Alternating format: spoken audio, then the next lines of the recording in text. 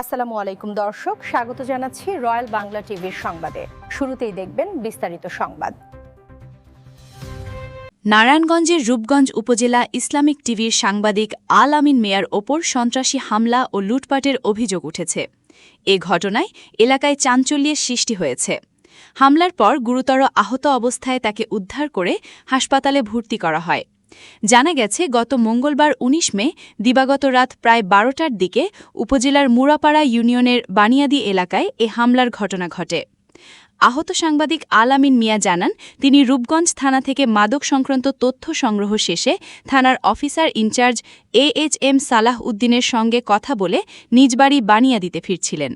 পথে পূর্বশত্রুতা ও মাদকের বিরুদ্ধে প্রতিবাদ করার জেরে একদল সন্ত্রাসী তার ওপর অতর্কিত হামলা চালায়। তার অভিযোগ, বানিয়াদি এলাকার সাদুর ছিলে ও ইউনিয়ন যুবদলের সভাপতি কামাল হোসেন এবং ১ নং ওয়ার্ড বিএনপি সভাপতি মনির হোসেনের নির্দেশে হামলা চালানো হয়।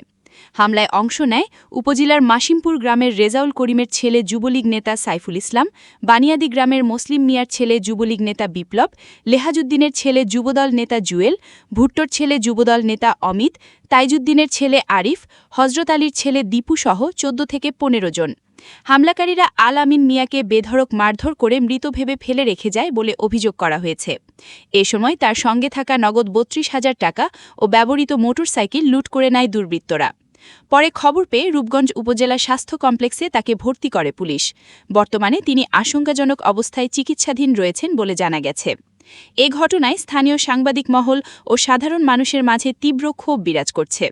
এলাকাবাসীর অভিযোগ, হামলায় অভিযুক্ত ব্যক্তিরা এলাকায় ছিনতাই, ডাকাতি, চাঁদাবাজি ও মাদক কারবারের সঙ্গে জড়িত হিসেবে পরিচিত হিসেবে দাবি করেন তারা। এ বিষয়ে AHM সালাহ উদ্দিন বলেন, পুলিশ ঘটনাস্থল পরিদর্শন করেছে। ভুক্তভোগী আল আমিনের অভিযোগের ভিত্তিতে ২১ মে থানায় মামলা নেওয়া হয়েছে। আসামিদের গ্রেফতারে পুলিশ তৎপর রয়েছে।